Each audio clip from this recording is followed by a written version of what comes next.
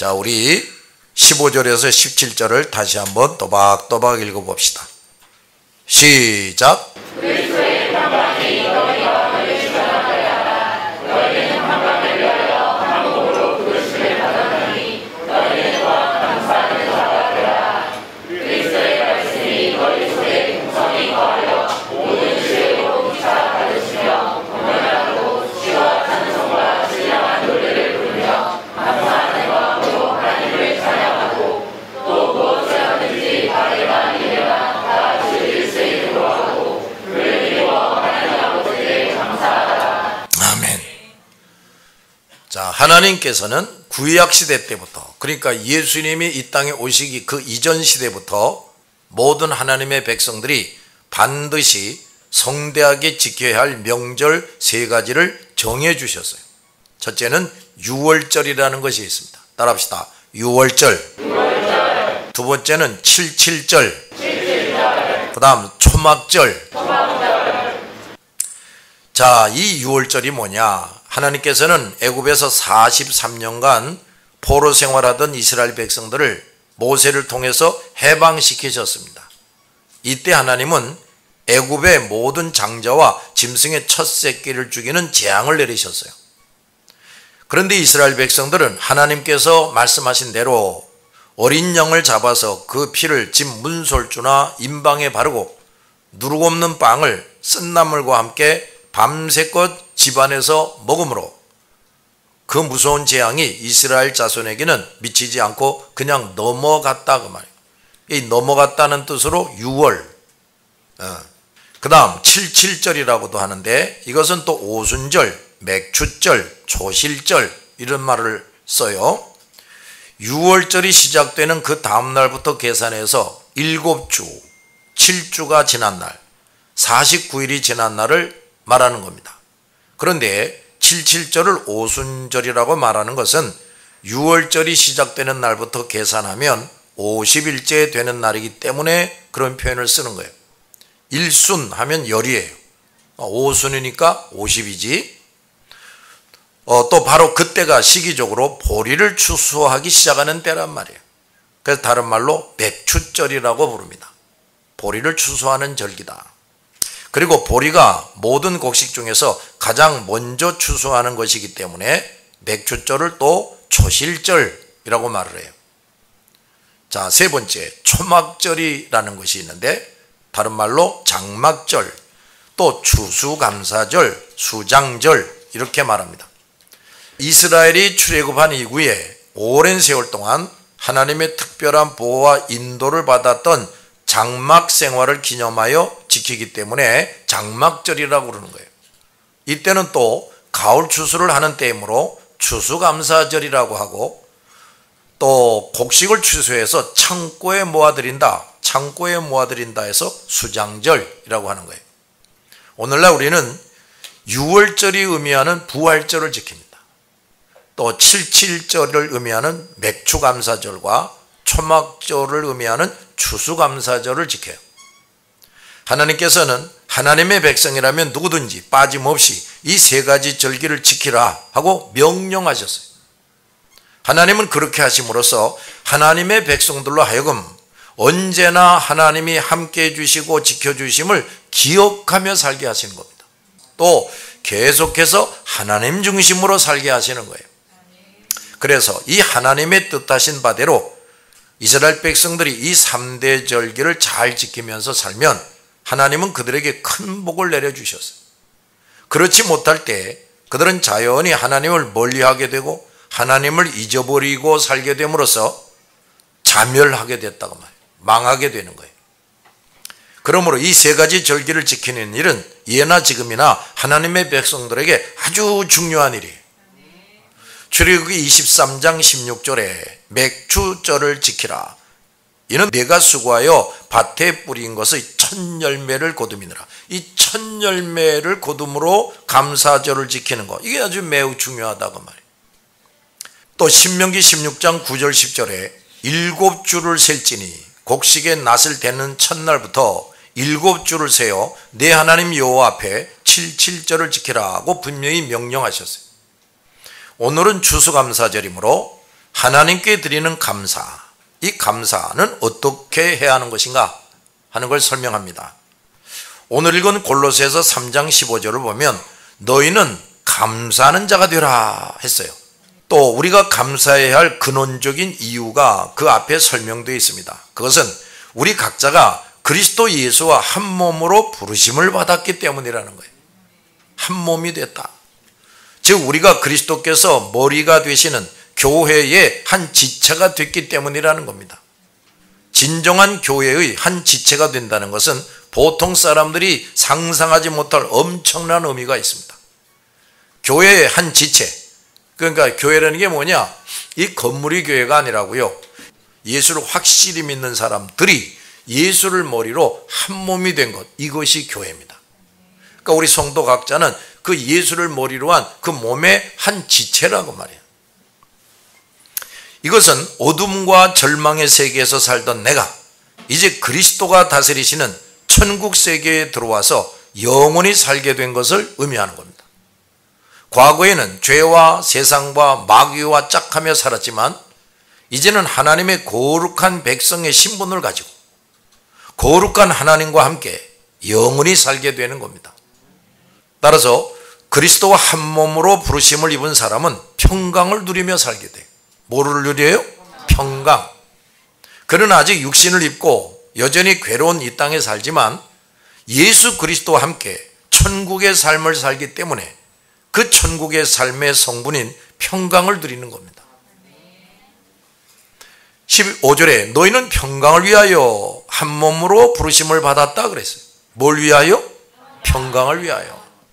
저와 여러분은 괴롭고 고통스러운 삶이 아니라 평강의 삶을 누리기 위해서 부르심을 받았다는 겁니다. 그러므로 우리는 평강을 누리는 사람이 되어야 돼요. 그런데 평강을 누린다는 것이 또 뭐냐? 그것은 근심하지 않고 두려워하지도 않는 것입니다. 요한복음 14장 27절을 보면 평안을 너희에게 끼치노니 곧 나의 평안을, 하나님의 평안을 너희에게 준다. 내가 너희에게 주는 것은 세상에 주는 것과 같지 않다. 너희는 마음에 근심하지도 말고 두려워하지도 말라. 근심하지도 않게 되고 두려워하지도 않게 되는 평강입니다. 자, 예수 그리스도를 믿고 구원 얻었음을 확신하는 사람은 주님으로부터 이 평안을 선물로 받게 돼요. 제대로 신앙생활하는 사람은. 근데 그 평안을 받으면 어떻게 되느냐? 근심거리가 있지만 근심하지 않고 두려워할 것들이 있지만 두려워하지 않게 되는 겁니다. 다시 잘 들어요. 근심거리가 있지만 근심하지 않고 두려워할 것들이 있지만 두려워하지 않는 거예요. 그런데 분명히 예수 그리스도를 믿으나 구원의 확신이 분명치 않은 성도가 있단 말이에요. 여러분 중에도 그런 사람이 있죠? 구원의 확신이 없어. 그런데 그것처럼 분명히 주님께 평안의 선물을 받았는데, 그러니까 확실히 예수를 믿었는데, 그래서 평안의 선물을 받았는데 그 평안을 구체적으로 누리지 못하는 성도가 있다고 말해요. 이런 성도는 믿음은 있으면서도 10가지 근심거리가 생기면 10가지 다 근심하고 살고, 두려워할 것이 생기면 여지없이 두려워하면서 삽니다. 이것이 바로 성령 충만 받기 이전에 예수님의 제자들과 같은 신앙 상태예요. 하여간 성령 충만 받지 못하면요 다 이렇게 삽니다. 근심거리가 생기면 근심거리 생기는 대로 다 근심하고, 두려운 일이 생기면 두려운 일이 생기는 대로 그저 두려워하고 살아요. 확실한 믿음이 있는데도. 제자들은 예수님과 한 배를 타고 갈릴리 바다를 건너오는데 큰 풍랑을 만나자 믿음이 부족하니까 두려워했고 죽을까봐 큰 근심에 사로잡혀서 난리법석을 떨면서 예수님을 깨웁니다. 잠자는 예수님을 깨워요. 결국 그들은 주님께 책망을 받았어요. 그래서 부끄러움을 당합니다. 예수를 믿는 믿음을 가지고 있으면서도 그저 근심하고 살고 두려워하면서 사는 사람들은 주님이 그런 사람을 책망하게 되는 거예요. 근심하지 말고 두려워하지도 말라는 말은 주님으로부터 평안의 선물을 받은 사람은 도무지 근심거리나 두려워할 거리가 없게 된다는 말이 아니에요. 그건 죽는 날까지 있어요. 얼마든지 근심거리, 두려운 일을 만날 수 있는데 과거와는 달리 창조주 하나님이신 예수 그리스도께서 늘 함께 해주신다 하는 사실을 확실히 믿는 겁니다. 나 예수 믿으면 구원받아 그것만 믿는 게 아니라 그 예수님이 나와 함께 하신다는 걸 확실히 믿는단 말이에요. 그리고 그 주님을 의지하고 근심하지 말고 두려워하지 않게 되는 겁니다. 이렇게 신앙생활하는 사람은 17절 말씀과 같이 무엇을 하든지 말에나 일에나 다 주 예수의 이름으로 한다 그랬어요. 주 예수의 이름으로 한다는 말의 의미가 뭐냐? 첫째, 주 예수가 나와 함께 하심을 확신하며 그 예수의 능력을 힘입어서 한다 이런 얘기예요. 뭘 하든지 예수의 능력이 나를 돕는 사람이 되는 거예요. 그 다음 예수의 거룩한 이름에 합당하게 한다 이런 얘기예요. 절대로 남에게 해를 끼치지 않고 은혜와 유익을 끼친다. 또 결코 그리스도의 영광과 명예를 실추시키지 않는다 그 말이에요. 이런 성도는 무엇을 하든지 주 예수 이름으로 하고 그를 의지함으로 하는 겁니다. 따라서 이런 성도는 결국 주님에게서 배우고 받고 듣고 본 바를 그대로 행하며 살고, 또 그렇게 하면 주님은 그런 성도에게 다 같이 더 큰 평강을 베풀어 주시는 거예요. 빌보서 4장 9절에 너희는 내게 배우고 받고 듣고 본 바를 행하라. 그리하면 평강의 하나님이 너희와 함께 계시리라. 철저히 예수 그리스도를 믿고 의지하며 살고 그의 말씀대로 잘 행하며 살 때 그렇게 하는 것만큼 주께서 뭘 주세요? 평강을 주신다고 말해요. 신자는 그리스도와 한 몸으로 부르심을 입은 사람답게 철저하게 예수 중심으로 살아야 됩니다.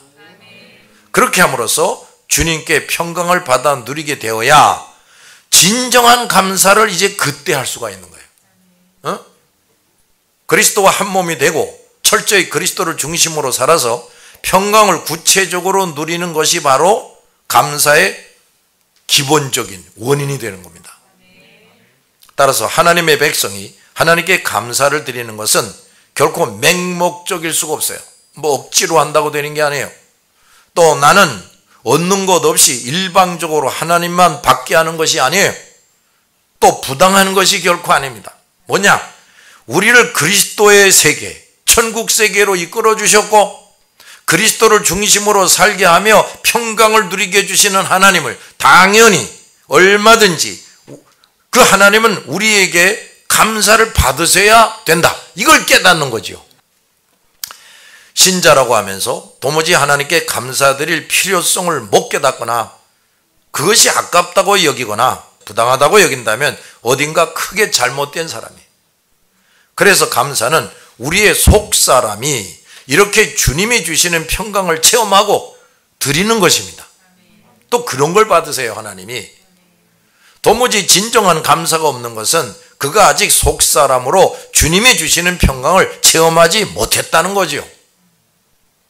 그러므로 진정한 감사는 세 가지 요소를 갖춰야 합니다. 첫째, 주님이 내게 베푸신 복을 인식하는 지성적인 요소, 인식할 줄 알아야 돼. 하나님께서 내게 무슨 복을 주셨는지 도무지 깨닫지 못하는 사람은 하나님께 진정한 감사를 드릴 수가 없어요. 두 번째, 주신 복을 깨닫고 감격하고 고마워하는 이 감정적인 요소가 있어요. 그저 하나님이 한두 가지 주셨나 보다 하고 인식하고 그치는 것이 아니라 그 마음이 감격과 고마움으로 끌어넘쳐야 한다 그 말이에요. 세 번째, 행동으로 하나님께 감사를 표해드리는 이 결의적인 요소, 좀 구체적으로 감사를 드려야 된다 이 말이지. 마음으로 고맙습니다 하는 것으로 그치지 말고 보다 구체적이고 적극적으로 하나님께 감사를 드리는 거예요. 하나님께서도 일찍이 이스라엘 백성들에게 감사하는 방법을 가르쳐 주셨는데, 첫째, 너희는 다 내게 나와 나에게 보이라 하셨어요. 다 같이 한 마음으로 모여와서 하나님께 예배하고 감사드리라는 말씀이에요. 두 번째, 결코 빈손으로 내게 나오지 말라, 빈손을 내게 보이지 말라 하셨어요. 주님이 주신 것 중에 일부를 주님께 가져오라는 말씀이에요. 그 가져온 일부를 앞에 놓고 하나님께 예배 드리면서 하나님과 백성들이 함께 그것이 하나님께로부터 온 것임을 다시 확인하게 하시는 겁니다. 그래서 그 백성들로 하여금 계속해서 하나님을 의지하고 하나님을 중심으로 살도록 하신 거예요. 이렇게 하나님 앞에 나와서 예배 드리며 감사하는 것과 하나님이 주신 것 중에 일부를 가지고 와서 하나님께 드리며 감사하는 법은 아담과 하와 시대부터 창세 때부터 하나님이 정해 주신 겁니다. 가인과 아벨은 일정한 시기에 각각 제물을 준비해서 하나님께 그것을 드리며 예배를 드렸어요. 예나 지금이나 하나님은 모든 하나님의 백성들에게 하나님께 감사하는 방법으로 다 함께 모여서, 따라합시다. 다 함께 모여서 예배드리라. 또 하나님이 주신 것 중 일부를 드리며 다 함께 감사해라. 이걸 하나님이 정해 주신 거예요. 그래서 오늘날 우리도 주일 예배와 특별한 절기 때마다 반드시 하나님께서 주신 것 중에 일부를 정성껏 구별해서 하나님께 바치며 감사드리는 것입니다. 그러므로 교회가 정한 공중 예배에 성실히 나와서 하나님께 예배드리지 않는 것이나 예배드릴 때 도무지 예물을 드리지 못하는 행위는 모두 하나님 앞에서 합당치 못한 겁니다. 하나님의 사람은 마땅히 성도들이 한자리에 모여서 예배 드릴 때 참석해야 하고 예배 드릴 때는 정성껏 감사의 예물을 드려야 함을 명심하기 바랍니다. 그리고 우리 속사람이 진정으로 하나님께 감사드리는 일은 그리스도께서 언제나 나와 함께 하시며 나를 보호해 주시고 복을 내려주심에 대해서 확신함으로 다 같이 항상 쉬지 않고 해야 되는 거예요. 그리스도와 내가 잠시도 분리될 수 없는 것처럼 그리스도로부터 나에게 주어지는 은혜와 복도 끊임이 없는 겁니다. 내가 죄를 짓고 있는데도 하나님은 우리에게 은혜를 베풀고 복을 베풀고 계세요. 따라서 주님에 대한 감사도 쉬거나 중단할 수 없는 거예요. 그래서 감사는 항상 하는 것이고 쉬지 않고 하는 겁니다. 이것이 또 현실적으로는 범사에 감사하는 것으로 나타나야 돼요. 범사에 감사한다는 말이 뭐냐? 일의 결과가 어떻든지, 결과가 좋든지 나쁘든지 모든 결과 앞에서 감사한다는 말이에요. 알았어요? 본문 17절을 다시 보면 무엇을 하든지 말에나 일에나 다 주 예수의 이름으로 하고 그랬어요. 즉 모든 것을 그리스도를 믿고 의지하며 하고 그리스도의 이름에 합당하게 하라, 그런 말이죠. 그 다음 그를 힘입어 하나님 아버지께 감사하라 그랬어요. 무슨 일이든 그리스도를 의지하며 하고 주님 보시기에 합당하게 한 다음에 그 결과가 어떻든지 그것이 분명히 주님이 책임지고 추진하셔서 나온 결과임을 믿고 그저 하나님께 감사해야 된다는 거예요. 무슨 일을 하든 주님 뜻 안에서 했고 주님만 믿고 의지하고 했다는 사람이 그 결과도 주님이 주신 결과라고 믿지 못하면 그는 그동안 주님 뜻 안에서 주님만 믿고 의지하며 일한 것이 아니라고 말해요. 우리는 만사를 주님의 뜻과 하나님의 말씀에 합당하게 도모해야 돼요. 그리고 만사를 주님께 맡기고 주님을 의지하면서 해야 합니다. 그리고는 그 결과가 어떻든지 그것이 나에게 가장 합당하고 유익한 결과라는 사실을 명심하고 그저 만족하고 감사해야 돼요. 그것이 주님을 철저히 믿는 사람의 태도입니다. 이런 성도에게 주님은 뭘 주시겠어요? 평강을 더해 주시는 거예요. 그러므로 현재 내 형편과 처지가 어떻든지 그것이 나에게 가장 적합한 결과라는 사실을 깨달으시기 바랍니다. 혹시 내 속으로 만족할 만한 결과가 못 되었다고 여겨진다면 하나님을 원망하거나 감사드리기를 인색하게 하지 말고 그동안 내가 얼마나 하나님 보시기에 합당하게 말씀하신 대로 잘 살았나 돌아다 보시기 바랍니다. 그리고 그동안 내가 얼마나 주님을 믿고 의지하며 사는 사람이었나 이걸 돌아다 보시란 말이에요.